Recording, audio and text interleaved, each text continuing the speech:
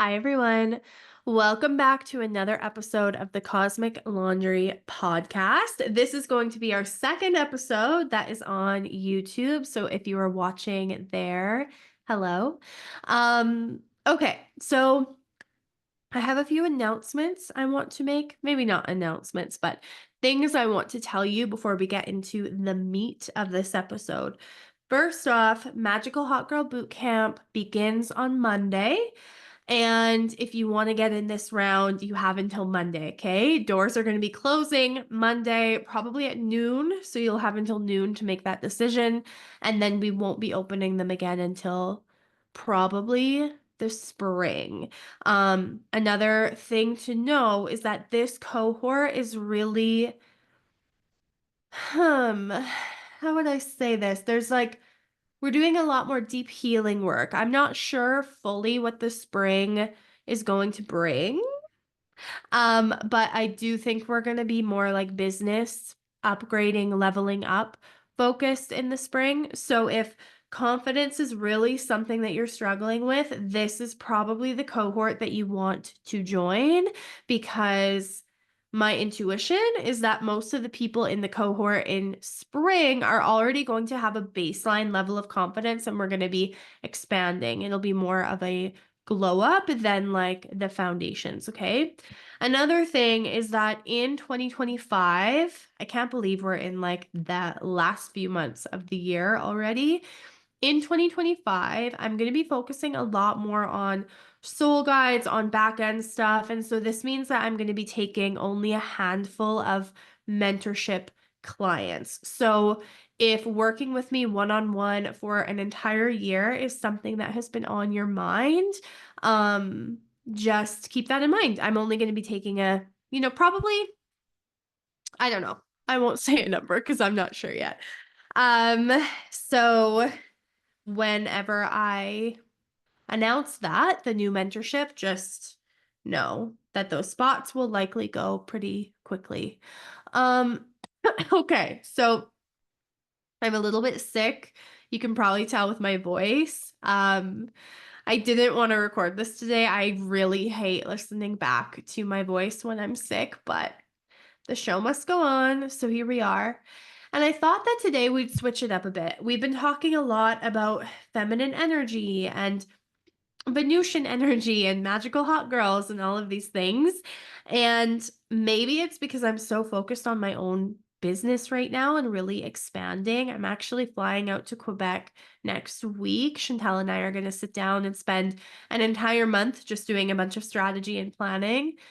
And so I've been thinking a lot about what I wish younger me had known going into business. With that being said, I think she did know these things because people who run businesses tell us these things all the time. And there is a certain amount of experience required for these lessons and this wisdom to fully sink in. But I know that when I was starting my business, it was really helpful to hear that other people had the same kind of struggles that I did, okay? So the first thing that I think new business owners, whether that means that you're in the like first year or maybe you're a few years in but you're still really struggling with, honestly, a lot of business is confidence and audacity. Like if you have those things plus some type of talent or product, like you're golden. And so what I learned through the last few years is that nobody is going to give you permission. I think we live in a world that really teaches us to ask permission before we do things and to get validation before we make a jump. And we're always looking to other people to tell us who we are and what we're capable of.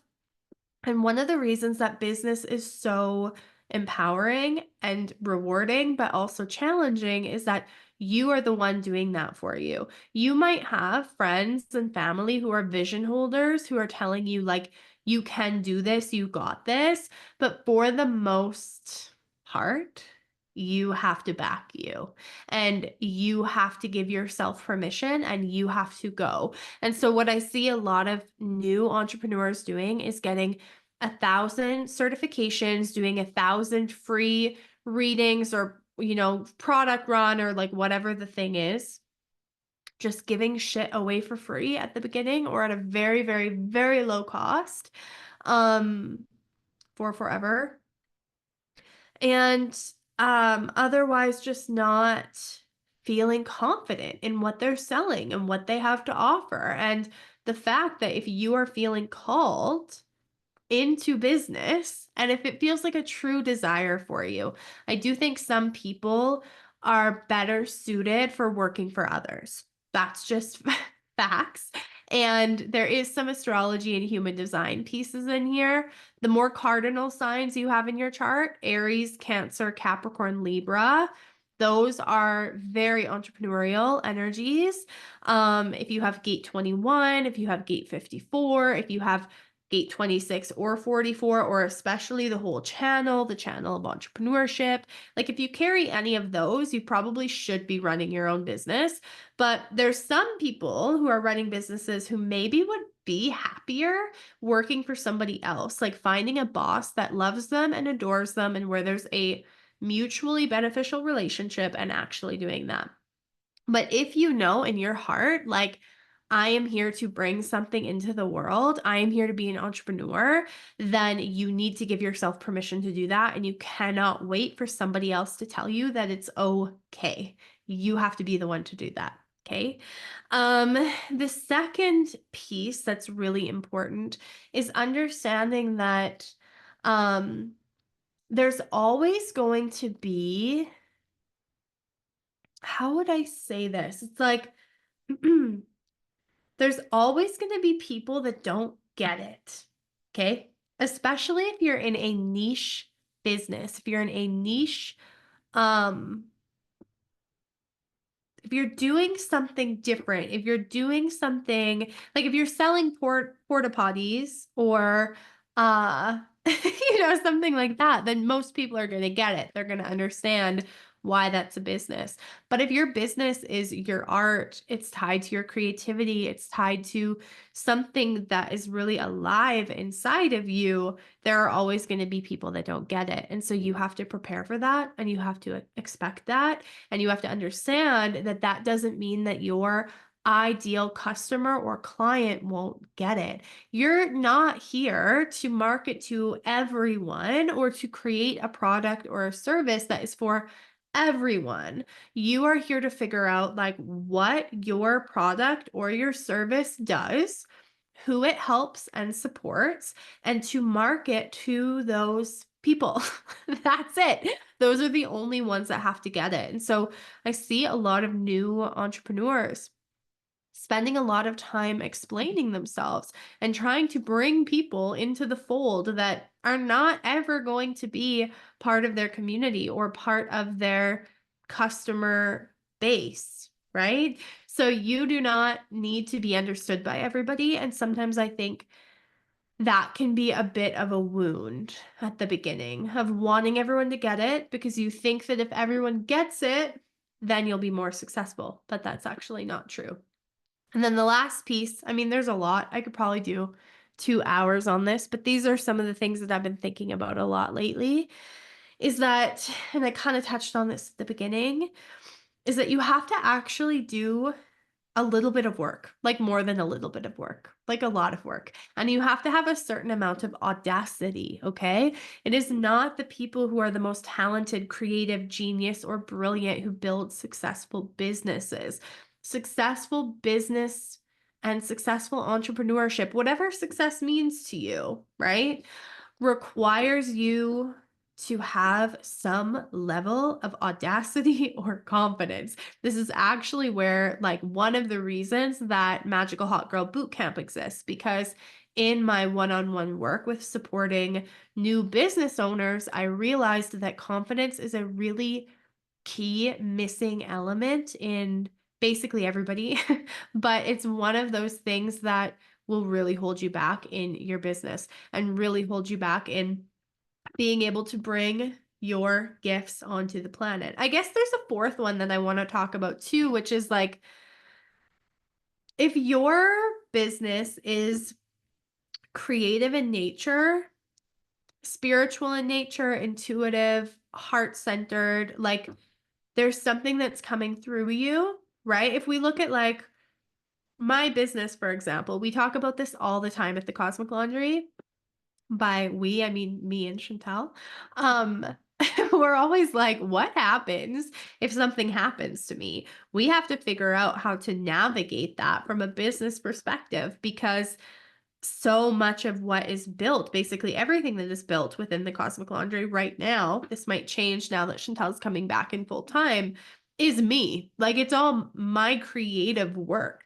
And so if your business is the same, if you're running a coaching business, if you're creating art, if you're, it doesn't really matter what you're doing, you have to understand, reading the Creative Act will help you to understand this, but you have to understand that you need to jump. When you get that idea and it aligns with your strategy and authority, and you go, this needs to be created, you need to create that because what happens with a creative idea is it will find somebody else. And so I've seen a lot of entrepreneurs, like enough now, who get frustrated because they'll see somebody else launching the product, the idea, the thing that they wanted to launch, but that they dragged their feet on.